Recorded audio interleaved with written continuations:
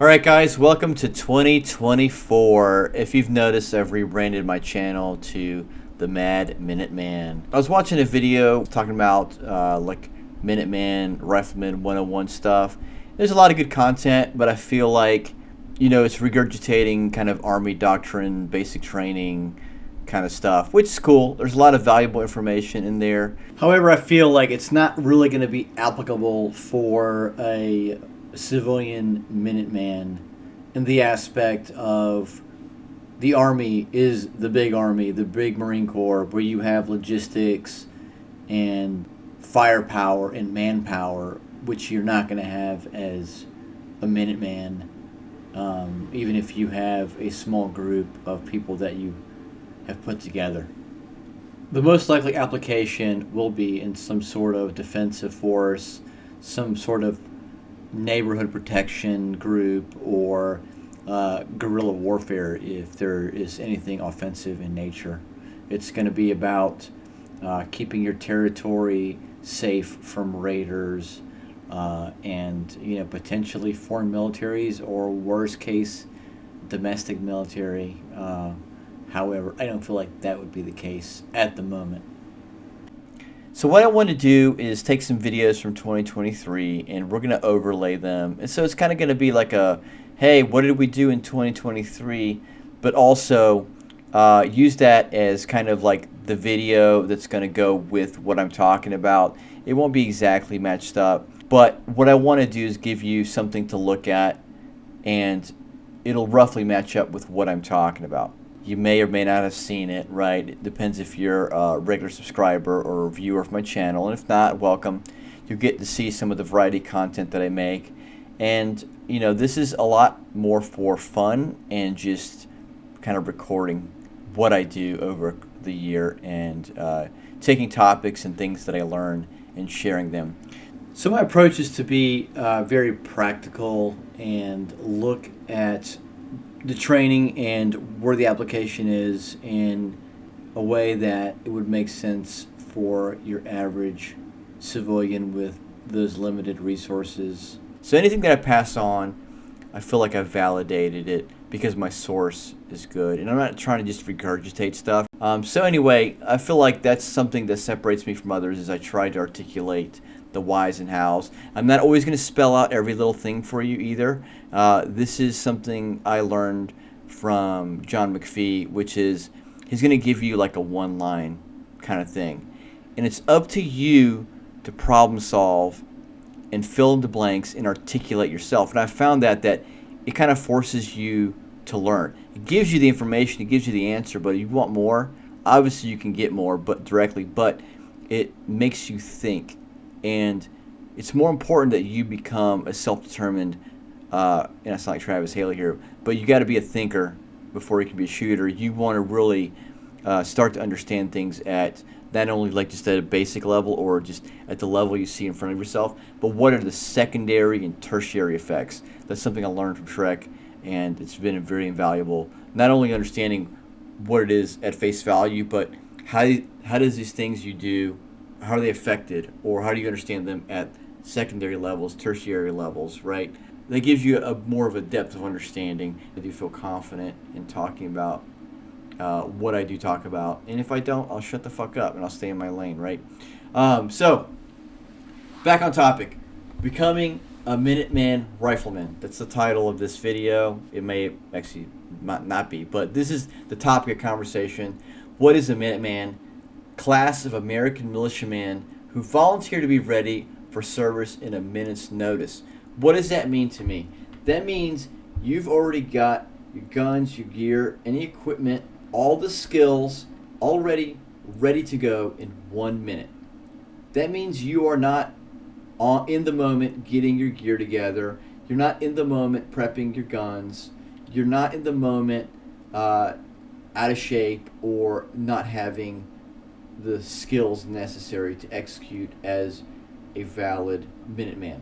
To me, if you're consider yourself a rifleman, you need to have all the skills to be a light infantryman. Now, with that being said, there's a wide spectrum of skill sets that can fit in that. You've got your Delta CAG guys who are cream of the crop. They are like premier infantrymen. They've got all the basics mastered, and they have shit tons of skill sets. And then you have somebody who might be like a basic infantryman for like big army, or like Marine Corps, where you're considered everyone's a rifleman. But I'll tell you what, every Marine is not going to be what I would call a capable rifleman beyond just having the skill sets. Sure, they've proved themselves in a physical fitness and in mental strength and all that, but they might not be great shooters or have the best equipment set up or whatever. So understand there's a spectrum in there. You want to be at least, I would say, at least mid-level, right? You want to always attain better skill sets, always trying to be better. I'll talk about some of my areas that I feel I'm strong at and some where I feel that I'm weaker at. And those are just the reality of things, unless you have 100% dedication to this. If you've got a career outside of this or family or whatever, that does take up your time. It's also about self-motivation. Now, people will ask, like, what are the top 3 things to get into Delta, right? Like, is it you're being strong or fast or tough or smart, whatever. And this is something that John answered with, I think it covers everything underneath that, which is self-motivated, self-motivated, self-motivated. If you're ultra self-motivated, everything else will take care of itself. You'll be physically fit. You'll train the hard skills. You'll have your gear together. You'll do all these things because you're self-motivated to do them. So you'll have all the skill sets necessary to, when it comes to becoming something like a top-tier operator like that, you'll have all those things in place, right? So versus thinking of things that, like, if this is a pyramid, at the very peak is self-motivated, self-motivated, self-motivated. Everything else filters up to that.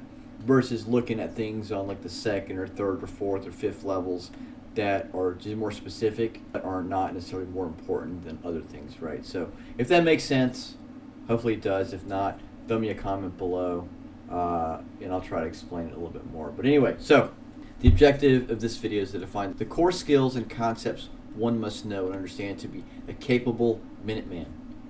What are the core skills and concepts that you got to know, right? What I'm going to do in this video is I'm not going into like the deep minutia, right? Because each core skill is going to be its own silo of information. In sub-silos of information, you can really get into the weeds with almost everything.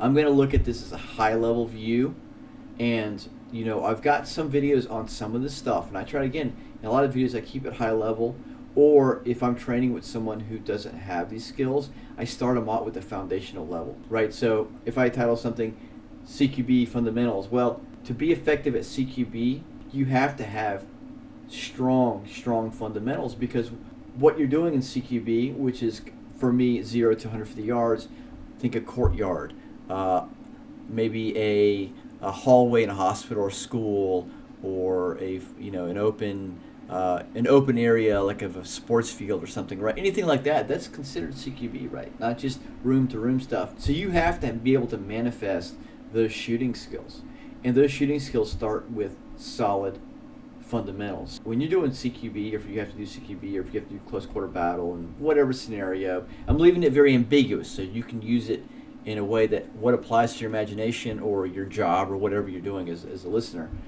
I'm leaving it ambiguous enough is that you are not going to be thinking about your grip and your sights and shouldering and your presentation or any of that shit. You're going to be communicating with someone. You're going to be moving, navigating obstacles, trying to figure out where to go, what to do. You might have chaotic stuff going around. Shrek liked to talk about this. He's like, CQB, you don't think about the shooting at all. He's like, I'm running 2 or 3 radios. I've got explosions going off, smoke. You're communicating with your teammates. There's all kinds of shit going on that's out of your control. So shooting is the last fucking thing you do. So CQB, you really have to have all these skill sets. Again, it's kind of a pyramid. The apex of the pyramid is CQB. Right underneath that is like your hard skills, your tactics, your communication, your movement, your gear. All these things flow into that, right? So for me, what I think about as a rifleman, a Minuteman Rifleman, is shoot, move, communicate. Each one of those has its own silo and also kind of where they overlap. Core skills and concepts. Shoot. Shoot to me is hard skills, right? You have your shooting mechanics. You always want to blend speed and accuracy. Sure, I can take my fucking time all day, and there's a place for that, and be super, super accurate. I can be super, super fast like most people are, but they have fucking shitty groups. They have shitty shot accountability, right? So on the other end of the spectrum is what you see most, because it looks flashy, it looks cool, it's good for the gram, is that fast. Yeah, I can finger bang the fuck out of my gun and blow out a bunch of rounds, but you know, when your target looks like it's been hit by a shotgun at 20 yards away, it's not impressive. It's not actually cool. But you don't also want to be like so slow that, you know, you're not keeping up with the pace of the fight. For me, what that means is what you need for the shooting mechanics: grip, presentation, sight alignment, sight picture, stance, and knowing shooting positions. How to hold the gun, how to use the sights that you have, understanding how the sights relate to the target. Your stance. Stance is generally, you're rarely going to be standing still unless you're behind cover. A lot of fighting you want to do from cover concealment. Stance may or may not be important at that point. Otherwise, you're going to be moving, right? So you need to know how to move. I'll get to that in a second. And then shooting position, just understanding how to shoot around a variety of objects. I'm not a big proponent of laying down underneath the car or this weird shooting positions other than like just getting prone. Why? Somebody like Shrek will tell you, I'll just run over there, step on your chest, and shoot you in the face. So any of this weird like supine. Now I would say supine might come into play like if you're a cop or something and you fall on your ass and you've got to fight from that position. But classes where they just lay around the cars and lay on their sides and do all this weird shit, somebody like John is going to come over, like you said, step on your chest and shoot you in the face. So kind of know where the gimmicks are versus where like the actual viable tactics and skills and positions are. Skills are optimized for CQB, and I'll define CQB as 0 to 150 yards, mid-range. And this is with a 5.56 carbine, mid-range 150 yards to 300 yards, and I say extended range 300 yards to 600 yards. I'll tell you, I'll take out my carbine. It's with crappy Soviet ammo and a red dot and a 3-point magnifier, and I'll hit targets out to 600 yards. It's more of the shooter, and if you got a good 0 and you got the skill sets, you can do it. So really from 0 to 600 is where you want to be able to effectively shoot from. Weapons handling, loading, unloading, and malfunctions. Everybody overcomplicates this. It's 2 paths: tap, rack, bang, rip, drill. You either tap, rack, bang if you get a click, or if you get a mush, unload the gun. Make sure it's clear. Open, lock, back, clear. Let the bolt or slide go home. Reload the gun. That's it. That covers 99% of everything. Anything else is a hard down, which something is broken, right? Safety. You know the status of your gun. 4 safety rules, right? We all know those. I won't go into it. Move. What are the things you need to move in a shoot, move, communicate? Well, you've got to be fucking fast, right? You either got to get to the fight, and then once you get to the fight, you got to be able to move fast, right? You need to be capable of a weighted movement over several miles, right? Basically, you need to be able to hike with a bunch of equipment on and be okay. And when you get there, you still have enough energy to get into a gunfight, right? I would say, realistically, this is the minimum. 100 yards sprint capable. Get up on any day of the week, walk outside, and run 100 yards, dependent on your footwear and your gear on how fast you can actually go. Able to pull up your weight. Either you do pull-ups or you can able to climb things to get your ass up and over. I think that's very important. Communicate. What that means is teamwork. What I regard as a realistic expectation for a Minuteman is buddy pair is your most common thing. You and a buddy, right? That you train with regularly. And if you're real lucky, a fire team. I see all this stuff from all these dudes, and they regurgitate like army doctrine or whatever, and it's like, bro, you are really lucky if you can reliably pull together a squad right? You're lucky if you get a fire team, but a squad, no way. You know, you have to have a lot of friends, and you all train together and all that. And that might be true for some of the younger guys, but you start getting married, start having kids and shit, your group of, like, the time dedicated to it, and then your circle of people that you know dwindles. If you've got all your friends like me, most of them all have kids, or at least they're married, you're not going to fucking be like, yeah, let's train every fucking weekend. You got other shit to do. So being realistic in those expectations and realistic in what your abilities are, your individual skills, and then that's one thing. It's just kind of what I'm talking about. And then how you work with your buddies and the things that you both are realistically capable of doing. You're not going to be a fucking hero. You're not going to step up to the plate unless you've trained to do so, right? Secondary skills that I think are important. Weapon setup and maintenance, right? Basic cleaning and lubrication, wiping it down, checking the parts, adding lube, knowing what to look for, right? There's a lot of resources out there. A lot of this stuff can get really into the weeds. Like, I clean my rifle with like 30 steps of this and that and this. Wipe it down with some CLP or even just a rag. Get the carbon off. Check for parts. Add lube. You can go into as much detail as you want, but understand it at a most basic level so you can do it quickly and hastily. You're not wasting time. Zeroing. I'll tell you, 25-yard zero sucks. Why? Because at 100 yards, you have to aim midway at the belly to hit the chest. If you aim at the upper chest, you're fucking going over their head. Why is this designed?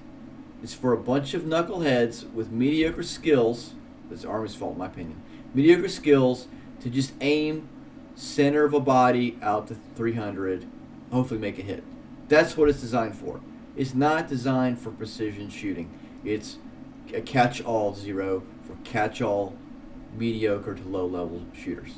Marine Corps has a 36-yard. It's similar, but it's tighter. 50-yard, it does have up and downs. I'll give you an example. 50 yards, dead on. 100 yards, I've got to aim 2 or 3 inches low. So it's like this up and down thing I don't like. And they talk about like your effective combat area. It's basically, if I aim here, I'm going to be above or below that point of aim, right, where my dot is. I don't like that concept. I want to hit where I'm aiming as best as possible. I like 100-yard zero. Not only does it force you to do more fundamentals to get a tighter grip at 100, all you do is have holdovers. Out to 100, think about this. You have height over bore with all of these, but height over bore with 100, let's say out to 75. From 75 to 100 is point of aim, point of impact. What does that mean? Point of aim, where you aim, where you put the dot is where the bullet goes, approximately, right? If you're doing your due diligence as a shooter and your zero is tight, that's what will happen. Now, as you start going out from 100, 200, you start aiming a little bit higher, a few inches higher. 300, you aim a little bit higher. 400, aim a little bit higher. 500, and higher. All you do is go up. You don't have like this up and down shit with these other zeros, which I do not fucking like. If you gotta do 50-yard zero, okay. And if you have only a 25-yard zero that you can, like a physical range where you can zero, do the offset targets, and know that at 25 yards, your group, okay, for it to be 1 inch MOA, which means basically you have a 1 inch measurable group at 100 yards. What is a quarter of that? You need your group, basically your bullets need to all be like tight butthole touching at 25 yards. It needs to be a quarter of an inch of a group. 50 yards, a half inch of a group. If you want one MOA at 100 yards, right? I'm not going to get into the whole MOA thing, you know, whatever. Just understand that at 100 yards, if it's 1 inch, it's 1 inch MOA, right? What's acceptable? I would say if you got crappy ammo, decent gun, whatever, decent skill level, 3 to 4 MOA is acceptable. So think about it that way. Have a good zero. Have your weapon maintained. Ammo. I'm not an ammo Nazi. I just like ammo that works. I'll shoot it all. I don't give a fuck what you give me. Like one thing about understanding your gun is like your barrel twist rate and what grain it's optimized for. I would say stick with 55 grain to 62 grain and you'll be fine with that. Don't worry about it. You are more likely the error, the issue, than the ammo is. People like to blame the optics, the guns, the ammo, blah, blah, blah, blah, the trigger, etc. You are the problem like 9 out of 10 times. Once you fix yourself and you have the skill level, then things like better ammo and optics and triggers will make a difference, right? So don't blame the gear, blame yourself. I want you to focus on those skills, and then you can sit there and optimize it. You can just, how good can I shoot with a red dot, 55 grain, bullshit ammo in a PSA gun? How good can I shoot? Then you can worry about the equipment making you better, right? Weapon nomenclature, understanding the parts of the gun, so that way you can talk about it, right? You don't got to be like the super nerd about it, but understanding magazine is not a clip, you know what I mean? Like knowing like the basic parts of a gun, right? As far as like rifle configuration, spend the money on the barrel and the BCG, right? That's most important. Sights, lights, slings. This is the basic stuff. Something you want. Optics are nice to have. Optics is your choice, your preference, but understand how to use them, how to mount them properly, how to maintain them properly. Slings, same thing, personal preference. Just have something that you can sling across your body, because as a Minuteman, you may have to sling that rifle so you can pick your buddy up, to pick up some shit to put in a truck, to like help climb over a wall, whatever, right? Think about it as a utility, right? You don't want to have something that gets in your way either. And understanding how to get in and out of your sling, those kind of things. Anything else like QD mounts, brand, whatever, it's all personal preference. I'm not a big proponent for 1-point slings, will be the only thing I say. They're good for niche uses, right? But overall, a good 2-point sling is where it's going to do you fine for most everything. Lights, right? Just understand if you get Chinesium fucking optics and lights and shit, it's going to be garbage. It's going to break on you. It's going to fail on you. And you need to meet a minimum of quality. You can get stuff under a great budget, but still quality for that budget. You don't got to go out and buy all this Gucci gear shit, because I see all the time all these guys with Gucci ass gear and they can't shoot for shit, and it's funny. It's fucking hilarious. I think I mentioned it already, but shooting from a variety of cover and concealment types, kind of understanding those philosophies. What is true cover? What is concealment? I like to throw one in there that I learned from John as well, is durable concealment. Something like a car, it's durable because it may or may not stop or deflect a bullet, but it's mainly still concealment because most time bullets will go right through that shit. And is understanding your gear setup for your mission. You know, you could really, it's always a kind of a thing, is finding out what works. You know, what can you operate? What you can do your job in. What can you wear for hours at a time, hike around, get to all your stuff. Try to fuck with your stuff in the dark. That's the way. This is one thing that John says too. If you think you're good at something, like shooting or fucking reloading or messing with your gear, whatever, okay. Next, do that shit on the move or do that shit in the dark. That's going to really show you fucking how good you've got it going on. So, guys, thanks for listening so far. If you've got comments or questions or want to elaborate, throw it below in the comments. I'm happy to discuss. If it's worth it, I'll make a topic about it, or I'll mention a video I already have on it that I made last year. My goal with this year is to make more content in the vein of Minuteman related stuff, along with just my other general training. But I'm gonna try and explain how it ties into the Minuteman. I think every American of age, male and female, should be prepared to protect the country, protect their families, protect themselves, right? And I think, again, people are on different spectrums, and it's okay if you're just starting off and you don't have all this stuff, as long as you're always willing to improve. And don't just, if you're going to throw money at anything, throw money at training time and ammo, and training, not training from these turn and burn fucking clown show marketing style trainers where they just regurgitate stuff that they learned from some other instructor but they don't really understand, or it's just kind of just a place for them to show themselves off. Go somewhere where you're actually going to learn skills that actually manifest into showable results. If you go to an instructor and you don't get any better, it's not a good instructor, right? There's a lot of fluff out there. There's a lot of turn and burn. They want to have 30 people in the class.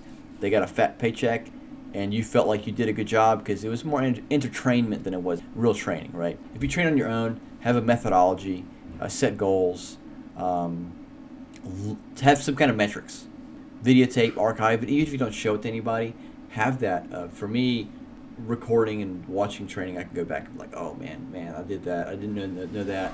Or like, man, I've improved since then. Or like, oh, I did that right, or whatever. So have goals, have metrics, get information from reputable training companies. You can spend as much as you want on gear and stuff.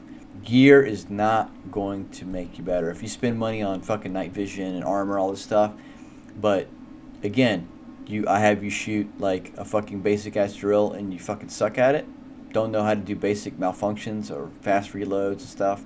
And I don't mean like the Instagram for show reloads, but like practical solid reloads. Then you're wasting your time. Like, well, that stuff is cool to have. Go for it, but be realistic and knowing that Gucci gear does not equal Gucci skill. Okay? So, thanks for watching. Like, subscribe. I do this for fun. I don't make a fucking dime off of this. This is all my money and time that I spend on it. I'd like to maybe make some money off of it.